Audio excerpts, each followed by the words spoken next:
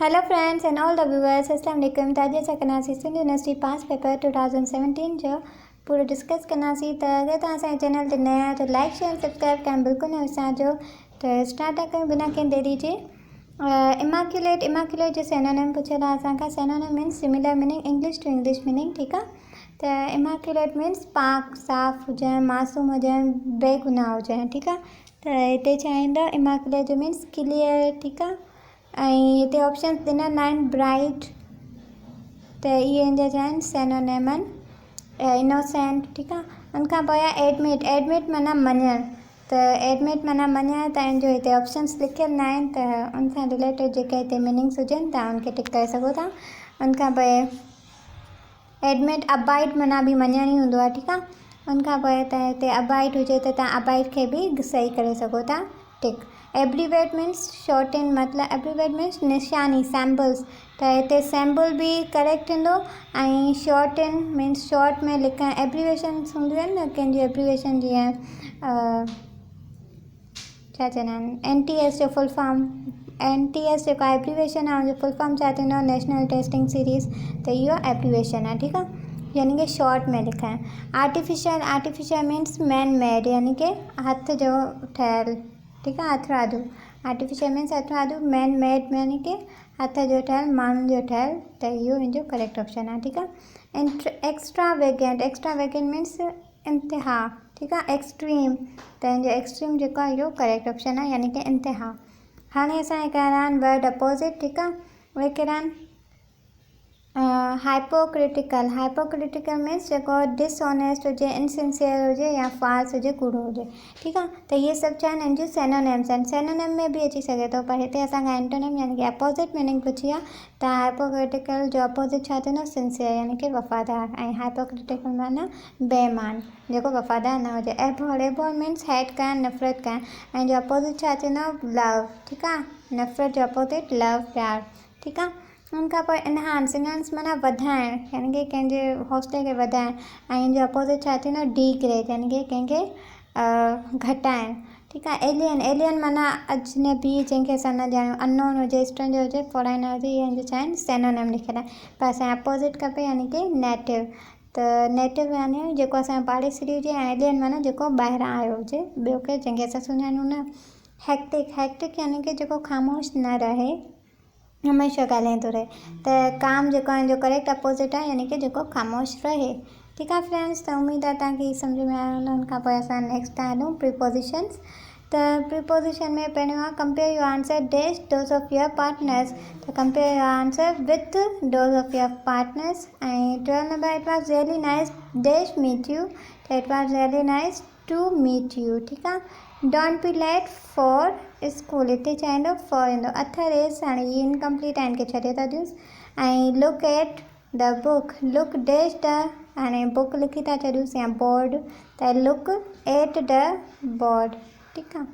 इहे थी विया प्रीपोज़िशन्स। उनखां पोइ आहे न असांजी स्पेलिंग्स। त हीअ सेपरेटली जी स्पेलिंग आई आहे एडवाइसरी जी स्पेलिंग ADVISORY, ठीकु आहे। हिते लिखियल न आहे, त इहा आहे करेक्ट आहे। ऐं इमेजनरी जी स्पेलिंग आहे लेबोरेटरी, LABORATORY, लेबोरेटरी, ठीकु आहे। ऐं हीअ मिलेनियम जी स्पेलिंग आहे, त हीअ तव्हां पाण ई सर्च कजो, फ़िलहालु हिते लिखियल न आहे। ऐं हीअ तव्हांजो टास्क आहे, ठीकु आहे।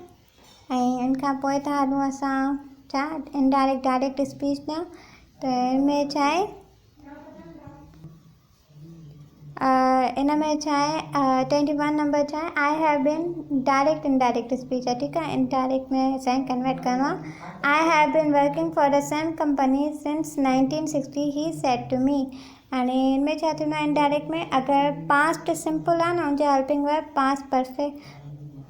प्रेजेंट सिंपल आहे त हुनजा हेल्पिंग वर्ब पास्ट सिंपल में थी वेंदा।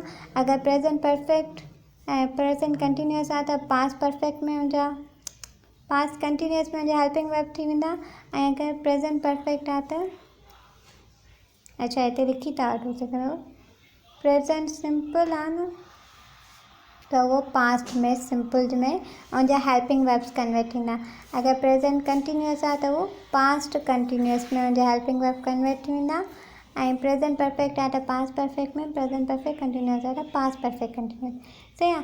त ईअं ऐं अॻियां ॾिसूं था त छा लिखियलु आहे, ही सेड टू मी, त ही सेड टू मी हुजे या ही टोल्ड मी, ॻाल्हि साॻी आहे, ॿई तव्हां लिखी सघो था। उनखां पोइ जेको आहे ही जेके हिन जा इन्वर्टेड कामास आहिनि हिनखे हटाए छॾंदासीं, हिन जी जाइ ते छा ॾींदासीं, डेट। उनखां पोइ छा आहे हिते, ठीकु आहे, आहे त आहे जेको आहे न ही सब्जेक्ट जे मुताबिक़ चेंज थींदो। हिते सब्जेक्ट छा आहे, ही आहे न, त आहे जेको आहे उहो ही थी वेंदो। He said to me that he, हाणे हिते शॉर्ट फॉर्म में आई हैव लिखियलु आहे हीअं, इनखे असां आई हैव पढ़ंदासीं, ठीकु आहे। त हैव बीन आहे यानी कि प्रेज़ेंट परफेक्ट कंटिन्यूअस आहे, हैव बीन। त मां तव्हांखे छा ॿुधायां, present perfect continuous helping verb छा में कन्वर्ट थींदा, पास्ट परफेक्ट जे past perfect continuous helping verb में। त हैव बीन प्रेज़ेंट परफेक्ट जो आहे, त पास्ट परफेक्ट जो छा आहे, कंटिन्यूअस जो हैड बीन। त ही छा थींदो, हिते हैव बीन आहे, हिते हैड बीन थी वेंदो। ऐं वर्किंग सेम आयो, for B same, the same company since 1960, अॻियां सॼो सेम आयो, ठीकु आहे। ऐं हिन खां पोइ छा आहे, I have forgotten to bring my lunch with me, he said। त हिन जो आंसर छा आहे, he said साॻियो आयो, इन्वर्टेड कामास हटी आहे त छा आयो, डेट आयो, ठीकु आहे। ऐं आई वरी जेको आहे उहो हिन ही सां यानी कि सब्जेक्ट सां थी वेंदो, त छा थींदो, आई जी जाइ ते ही अची वेंदो, ठीकु आहे। हैव लिखियलु आहे त अगेन हैड अची वेंदो।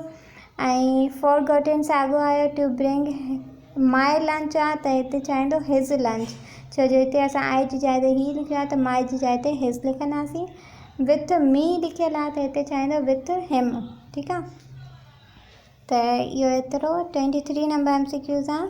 छा will you be soon home, she asked her. हाणे इहो आस्क्ड हर मीन्स हुनखां पुछे थी, त हिनखे असां छा चवंदासीं, इंट्रोगेटिव, ठीकु आहे, सवाल थी करे, त हिन में छा ईंदो, शी आस्क्ड हर, त सही आहे, सेम लिखंदासीं, शी आस्क्ड हर हस्बैंड, ठीकु आहे। हिते लिखियलु आहे पर मिटियलु आहे थोरो। त हिते इन्वर्टेड कामास हटाइण खां पोइ जेको आहे न असां डेट न ॾींदासीं, हिन में इफ़ ॾींदासीं, ठीकु आहे, इफ़। हाणे विल यू आहे न, त यू जी जाइ ते छा लिखंदासीं, ही या शी, जेको बि, शी आस्क्ड हर हस्बैंड, अच्छा हस्बैंड आहे त ही आहे, ठीकु आहे,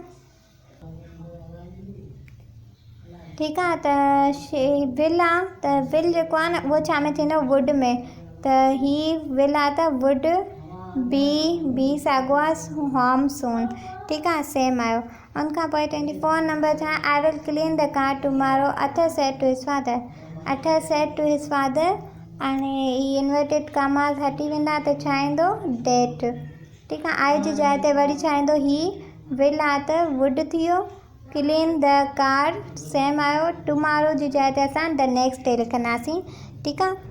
ऐं उनखां पोइ असां हिनखे ईअं बि लिखी सघूं था, ईअं बि, अथर टोल्ड हिज फादर या Arthur said to his father, ॻाल्हि साॻी आहे, that clean the car the following day या नेक्स्ट डे, ॻाल्हि साॻी आहे, ॿई तव्हां लिखी सघो था, जेको ईज़ी लॻे, ठीकु आहे। उनखां पोइ आहे where you have been, Arthur asked his, जेको बि हा, त इन जो इनकम्प्लीट आहे, ठीकु आहे।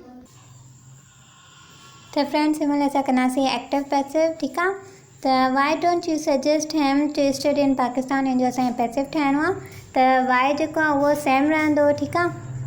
ऐं उनखां पोइ जेको आहे हिन में छा थींदो आहे, एक्टिव पैसिव में जेको ऑब्जेक्ट हूंदो आहे उहो पहिरियां अची वेंदो आहे, ऐं सब्जेक्ट जेको आहे उहो ऑब्जेक्ट जी जाइ ते, ऐं ऑब्जेक्ट सब्जेक्ट जी जाइ ते, ऐं वर्ब जो थर्ड फॉर्म यूज़ थींदो आहे, ठीकु आहे।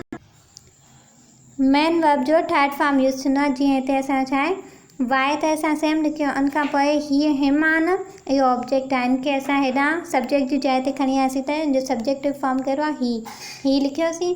उनखां पोइ हीअ जेको लिखियलु आहे न, why don't U suggest, don't जेको आहे इहो प्रेज़ेंट सिंपल जो हेल्पिंग वर्ब आहे, त असांखे ख़बर पए पई इहो प्रेज़ेंट सिंपल जो जुमिलो आहे। प्रेज़ेंट सिंपल जो जेको जुमिलो हूंदो आहे न, उनजा जेके हेल्पिंग वर्ब हूंदा आहिनि पैसिव में, उहे छा में थींदा आहिनि, प्रेज़ेंट कंटिन्यूअस जे हेल्पिंग वर्ब में। त हिन महिल ही प्रेज़ेंट सिंपल जो हो, त प्रेज़ेंट कंटिन्यूअस में जे हेल्पिंग वर्ब चेंज थी वेंदा, छा थींदो, ही सां गॾु इज़ अची वेंदो, ठीकु आहे। नोट जेको आहे डू नॉट आहे, डोंट आहे यानी कि, त इहो नॉट, इन ई मां इहो आयो नॉट। ऐं सजेस्ट आहे, फर्स्ट फॉर्म लॻल आहे, त हिते थर्ड फॉर्म लॻंदी आहे, ठीकु आहे। थर्ड फॉर्म लगंदी आहे त सजेस्टेड थियो टू स्टडी इन पाकिस्तान। ठीकु आहे, त इहो असांजो थियो 26 नंबर। उनखां पोइ छा आहे 27 number, don't mistrust the sincere. त इन जो छा आहे, don't mistrust the sincere, let the sincere not be mistrusted. हाणे छा आहे असांजो ॿियो MCQs आहे 28 number, the were laughing at her. त हिते एट हर जेको आहे इहो ऑब्जेक्ट आहे ऐं दे असांजो सब्जेक्ट आहे। त ऑब्जेक्ट सब्जेक्ट जी जाइ ते ऐं सब्जेक्ट ऑब्जेक्ट जी जाइ ते। त हर असांजो ऑब्जेक्ट आहे त इहो छा में थी वेंदो, शी में थी वेंदो जॾहिं उहो सब्जेक्ट जी जाइ ते वेंदो। वर यानी कि पास्ट कंटिन्यूअस जो सेंटेंस आहे। त पास्ट कंटिन्यूअस आहे त इहो जॾहिं पैसिव में थींदो त वर बीइंग थी वेंदो। त वर न वाज़ थींदो छो जो शी सिंगुलर आहे। त शी वाज़ बीइंग, ठीकु आहे, शी वाज़ बीइंग। ऐं लाफिंग आहे त लाफ जो थर्ड फॉर्म लगंदो छा थींदो, लाफ्ड। ठीकु आहे, ऐं पोइ बाय लगंदो आहे, असांखे ख़बर आहे वर्ब खां पोइ बाय लगंदो आहे।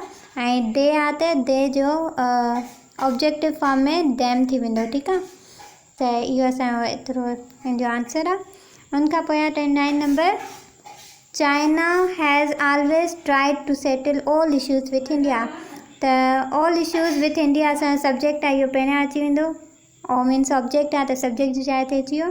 हाणे हिते हैज़ लिखियलु आहे न, यानी कि इहो प्रेज़ेंट परफेक्ट जो जुमिलो आहे। त हिन में हैज़ आहे त इहो छा में थींदो, हैज़ बीन या हैव बीन में कन्वर्ट थींदो, यानी कि प्रेज़ेंट परफेक्ट कंटिन्यूअस में जा हेल्पिंग वर्ब हलिया वेंदा। त हैव ऑलवेज हिते ई लिखियलु आहे। ठीकु आहे, उनखां पोइ बीन, ट्राइड जेको आहे उहो थर्ड फॉर्म आहे, to settle by China. China हिते सब्जेक्ट में हो, हिते ऑब्जेक्ट में अची वियो। ठीकु आहे, उनखां पोइ आहे 30 number MCQ, the people elected him the president of their country. त हिम जेको ऑब्जेक्ट आहे त इहे छा थियो, ही। त इलेक्टेड पास्ट सिंपल आहे त हिनजा पास्ट कंटिन्यूअस में हेल्पिंग वर्ब वेंदा, त वाज़ अची वियो। इलेक्टेड मेन वर्ब आहे, उनजी थर्ड फॉर्म इलेक्टेड ई आहे। इलेक्ट मेन वर्ब आहे, उनजी थर्ड फॉर्म इलेक्टेड आहे। The president of their country, ही सेम ई आयो। ठीकु आहे, बाय द पीपल सब्जेक्ट हो त इहो ऑब्जेक्ट जी जाइ ते अची वियो। उमेद आहे तव्हांखे सम्झ में आयो हूंदो। ठीकु आहे, ओके फ्रेंड्स, त असां हिन महिल ही वारा करे छॾिया आहिनि, एक्टिव पैसिव करे छॾिया आहिनि। हाणे असां नेक्स्ट था हलूं, जनरल साइंस पार्ट 2 ॾे। ठीकु आहे, त हिन में छा आहे, larger river in the world, दुनिया जी लार्जर रिवर कहिड़ी आहे, त उहा आहे अमेज़न रिवर। अगरि लॉन्गेस्ट रिवर पुछिया दुनिया जी त उहा नील रिवर हुई। ठीकु आहे, फ्रांस जेको आहे उहो नेम आहे करेंसी जो। ऐं अगरि फ्रांस चयो FRANCE त इहो कंट्री नेम आहे। ठीकु आहे, हुनखां पोइ छा आहे, अलीगढ़ मूवमेंट कंहिं स्टार्ट कई, सैयद अहमद ख़ान। अलामा इक़बाल कॾहिं ॼाओ, 1877 9 नवंबर। त 1876 में क़ाइदे आज़म पैदा थियो ऐं बर्थ डेट आहे हुनजी। एंड क़ाइदे आज़म अलामा इक़बाल खां 1 साल ई वॾो हो। ठीकु आहे, उनखां पोइ शाह अब्दुल लतीफ़ भिटाई हिकु म्यूज़िकल इंस्ट्रूमेंट इन्वेंट कयो जंहिंजो नालो चयो तंबूरो। ऐं केव हिरा यानी कि गाड़े हिरा, हुते प्रोफेसर इस्लाम रिसीव्ड हिज first revelation is in the, यानी कि हुज़ूर पाक सल्लल्लाहु खे पहिरीं वही मिली गाड़े हिरा में।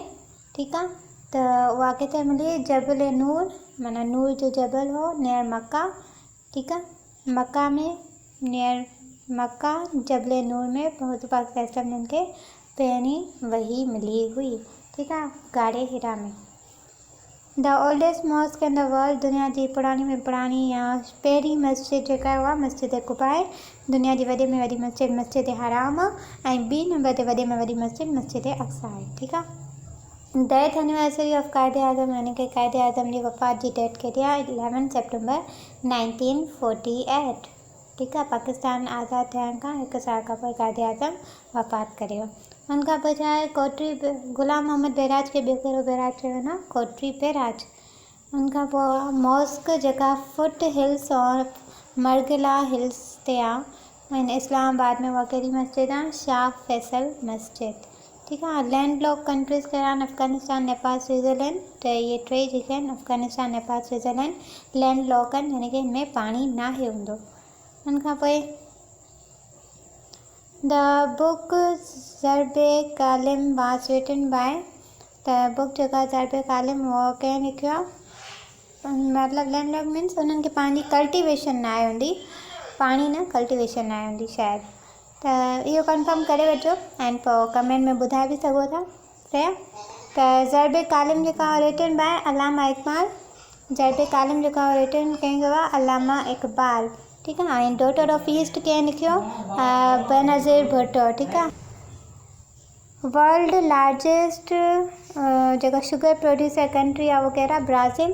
ऐं दुनिया जो वॾे में वॾो चांवर प्रोड्यूसर यानी कि राइस प्रोड्यूसर कंट्री कहिड़ो आहे, उहो चाइना। सी सां चाइना, सी सां चांवर, ठीकु आहे। उन खां अलावा अॻियां था वधूं, जनरल नॉलेज जो पार्ट 1, ठीकु आहे।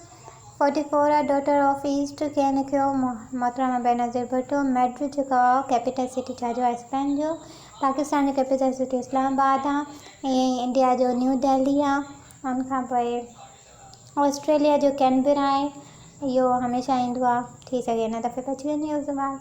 उन खां पोइ ऑस्ट्रिया जो ऑस्ट्रेलिया जो जेको आहे उहो कैनबरा आहे, ठीकु आहे। ऐं ऑस्ट्रिया जेको आहे उनजो छा आहे, ऑस्ट्रिया इजिप्ट जो जेको आहे उहो कायरो आहे।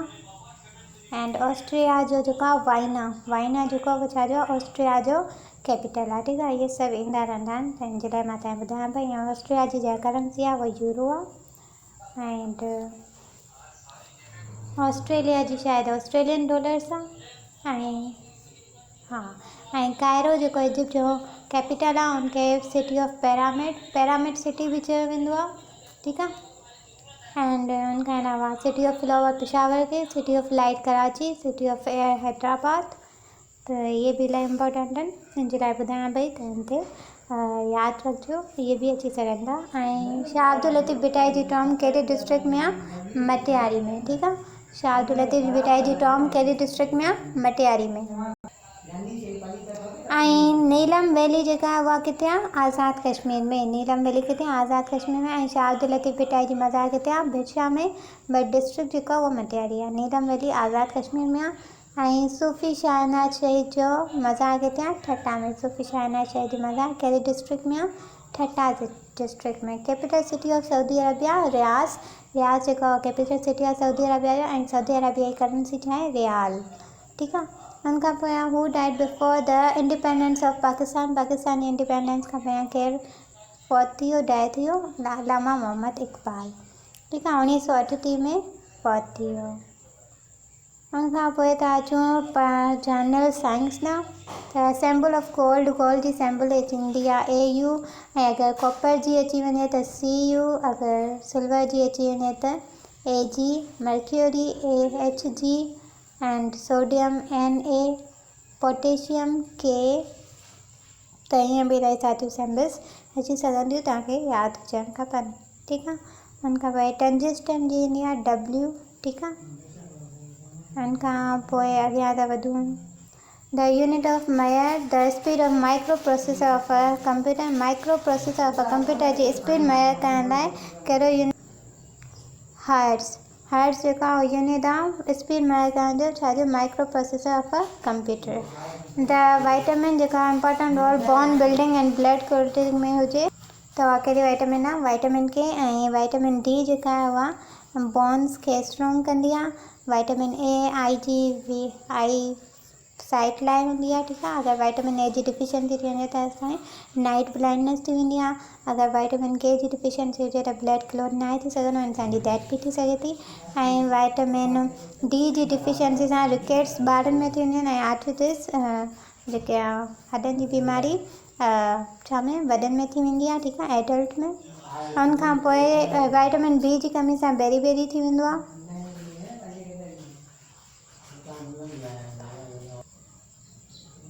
नॉर्मल ब्लड प्रेशर जेको न 120/80 हूंदो आहे, ठीकु आहे। मथियों 120 ऐं हेठियों डायस्टोलिक 80 हूंदो आहे, ठीकु आहे। ऐं which of the following is not the part of inner solar system, त जुपिटर जेको आहे इनर सोलर सिस्टम जो पार्ट न आहे। मर्क्यूरी वीनस आहे जेको आहे inner solar system, Jupiter Saturn Venus Neptune जेका इहे आउटर सोलर सिस्टम जा पार्ट आहिनि। पल्स बि जेका आहे उहा छा मां मेयर थींदी आहे, आर्टरीज़ मां, ठीकु आहे। ऐं जेका एज ऑफ ट्री आहे, ट्री जी एज केतिरी आहे, माना ट्री केतिरा साल पुराणो आहे, इहो ई हुनजी ड्रॉइंग्स मां ख़बर पवंदी आहे, ठीकु आहे। ऐं कीबोर्ड जेको आहे कंप्यूटर जेको आहे हार्डवेयर आहे, हार्डवेयर उहो न जंहिंखे असां टच करे सघूं। ऐं एयर जेको आहे, एयर में छा छा हूंदो आहे, नाइट्रोजन, ऑक्सीजन, नाइट गैस, त all of these is the correct option. Chemical formula of lime, त लाइम जो chemical formula CaO, calcium oxide आहे। ऐं लाइम जेको आहे हुनखे असां चुने जो पथर बि चवंदा आहियूं, ठीकु आहे। उनखां पोइ आहे ब्लड प्रेशर मेजर थींदो आहे छा सां, एस्पेग्मोमेनोमीटर सां, ठीकु आहे। इनजी बि स्पेलिंग अची सघे थी त इहा बि यादि करे छॾियो। बॉडीज़ लार्जेस्ट ब्लड वेसल जेका आहे उहा ऑर्टा आहे, 1 सेंटीमीटर इक्वल 1/100 मीटर्स जे, एंड 1 सेंटीमीटर घणनि मिलीमीटर जे इक्वल हूंदो आहे, इहो बि हूंदो आहे त 1/10 मिलीमीटर्स जे इक्वल हूंदो आहे 1 सेंटीमीटर। ऐं फंक्शन ऑफ किडनी छा आहे, त functions of kidney to produce urine waste, ठीकु आहे, इहो बि आहे, to filter and remove waste, sorry, to produce urine जेको आहे उहो हिनजो फंक्शन। ऐं to filter and remove waste, इहो बि किडनी जो कमु हूंदो आहे, टू रेगुलेट बॉडी, त इहो बि बॉडी, त इहे सभु जेके आहिनि इहे किडनी जा फंक्शन आहिनि, त all of these is the correct option. Unit of mass जेको आहे CGS, त CGS में यूनिट ऑफ मास जेको आहे उहो ग्राम हूंदो आहे। अगरि SI यूनिट में पुछियो वञे त किलोग्राम हूंदो आहे, ठीकु आहे। एंड उनखां अलावा मार्कोनी जेको आहे हुन इन्वेंट कयो छा खे, रेडियो खे, ठीकु आहे। एंड कन्वेक्टिव लेंस जेका आहे उहा causes rays to diverge and spread out, ठीकु आहे। ऐं ॿियो जेको आहे असांजो छा आहे 69 number, which of the following is not a citrus fruit, त एप्पल जेको आहे उहो सिट्रस फ्रूट न आहे, सिट्रस मीन्स खटो वारो, ठीकु आहे। त लेमन खटो हूंदो आहे, ग्रेप्स बि कुझु कुझु खटा हूंदा आहिनि, त इहे बोथ आहिनि सी नॉट। एप्पल जेको आहे उहो मिठो हूंदो, इहो खटो न हूंदो, त इहो असांजो करेक्ट ऑप्शन। ऐं उनखां पोइ असां the first person who found vitamin, जेको पहिरियों माण्हू जंहिं वाइटामिन फाइंड कयो उहो छा आहे, कैसिमिर फंक, ठीकु आहे। कैसिमिर फंक जेको आहे उहो पहिरियों पर्सन आहे जंहिं वाइटामिन खे फाइंड कयो। त असांजो लेक्चर हेसि ताईं कंप्लीट थो थिए। त फ्रेंड्स, अगरि तव्हांखे असांजो लेक्चर पसंदि आयो त लाइक कयो, शेयर कयो, सब्सक्राइब कयो। फिलहाल अल्लाह हाफ़िज़, मिलूं था ॿियो लेक्चर में।